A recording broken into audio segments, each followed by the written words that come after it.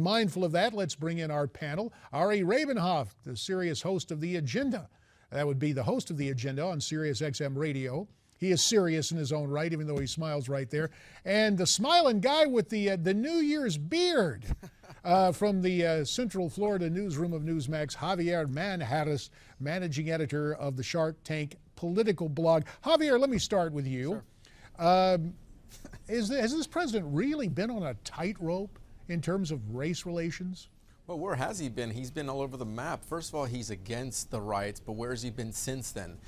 Since the Black Friday riots and what happened last night at the Rams against the Raiders football game, where is he on this issue? Look, he wants to stay away from this, as far away from this issue as possible, but then again, he'll trot out people like Al Sharpton, who advises him on race relations, trots out and has him do his bidding and running roughshod when it comes to the race relations. Again, President Obama, I think, sides more with the Al Sharptons of the world than anyone else. But again, he's been nowhere to be found. He's nowhere to be found on this issue, and I don't think he will. Ari, I've said this both as a candidate and as a commentator, that sadly this president, who is supposed to be a post-racial president, has in many ways become our most racial president. Your take on that thought? I think it's to be expected. When you have the first black president of the United States, you're going to have a lot of feelings of people who don't like that idea coming out against him. And I'm not saying that everybody who opposes him is racist, but there is an element in this country that is uncomfortable with the idea of a black man as president. And I think you're seeing that as a reflection of that. Now, his treatment of the issues of race and his what I think is an avoidance of it, and I think a lot of people would classify it since his speech during the 2008 campaign, he is walking a tightrope. And, you know, should he go to Ferguson? I think he sees it as a catch-22. If he doesn't go, he's going to be attacked. And if he goes, he's going to be attacked. I tend to lean on the side, then he should go. Well, mindful of that, let's take a listen to what Harvard Law professor Charles Ogletree had to say. And, Ari, then we'll get your reaction to that of Javier's after we listen to these comments. I hate to say this, but I think about what my father and grandfather told me about race relations way back when I was a young kid, how they were devastated with the idea of separation based on race. It is worse now. We think of people who don't have jobs, who can't go to school, people who can't get health care.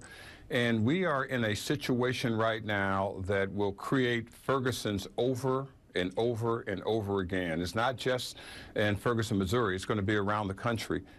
Gentlemen, we have about a minute and a half remaining in this segment, but you hear Professor Ogletree, Ari, saying that race relations are worse. Is it race relations, just the overall situation in which we find ourselves economically, etc.?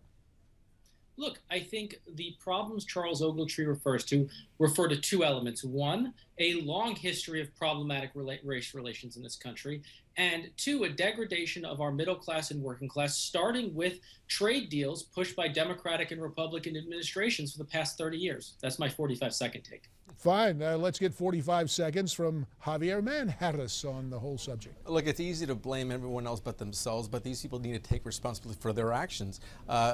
Black community that we're speaking of now, they're there where they are now economically because of policies like the failed Obama economic policies we've seen over the past several decades, if you would, including Clinton. That's all this is. They need to blame themselves and no one else.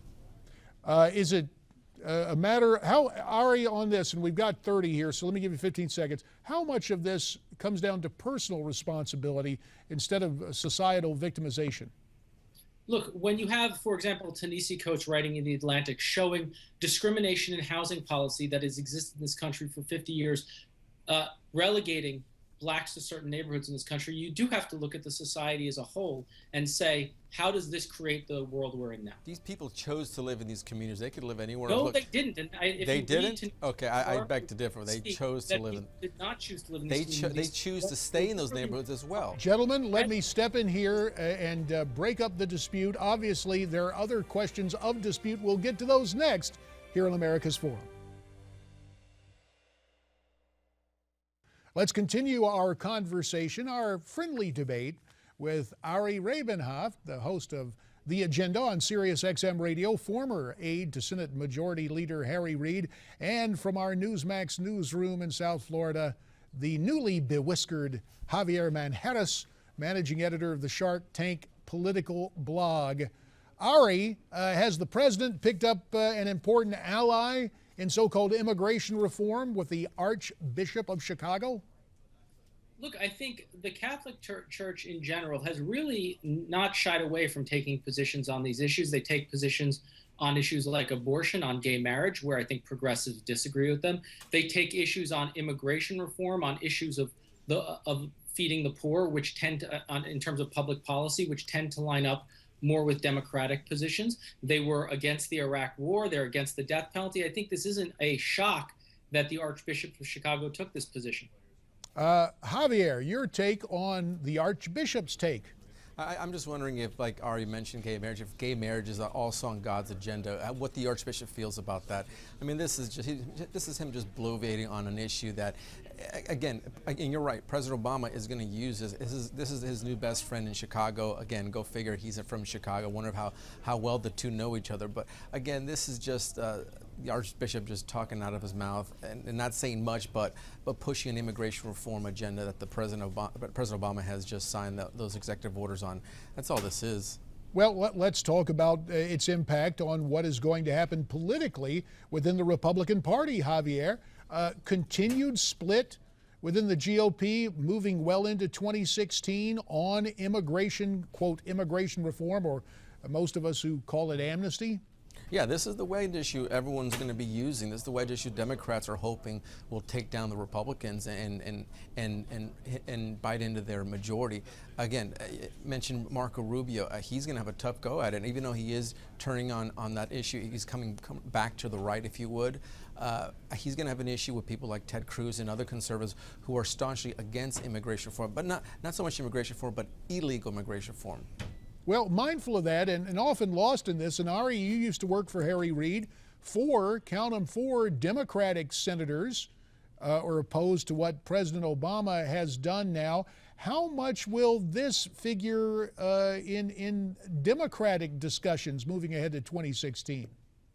I don't know. I think there's a pretty standard position in the Democratic Party. I think Barack Obama is right in the middle of it there, of that position. I think the immigration reform executive orders fit that mold of that position. I think, look, I agree with Javier. I think Marco Rubio has a tough go of it in terms of Republicans. And the reason has nothing to do with his position, has more to do with another politician I worked with. Let's call it the John Kerry problem. When you were for it before you were against it, it makes people think, what's his real position? Absolutely.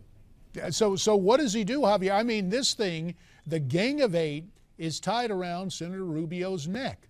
How does he turn this into a necktie instead of a noose, metaphorically speaking? Well, look, what he's going to have to do is come out and apologize and say he screwed up. Bottom line, he can't tiptoe around this. He's already said that he is for a piecemeal approach, but before he was for this comprehensive approach. It's going to be, like I said, a tough go at it for him, but I think he can get past this if he just comes clean and shows the American people how honest he is on this issue and where he really lies on this issue. And then he'll still have a problem with other conservatives like Ted Cruz, who have been hardcore, hawkish, pro-immigration on this. 10 seconds to Ari. Ari, the Hillary juggernaut just continues on the Democrat side for 2016? I guess so. I don't see anybody else really emerging, so that train keeps rolling on. Well, we will continue to take a look at that and have more. Gentlemen, thanks to you both, and we'll be right back.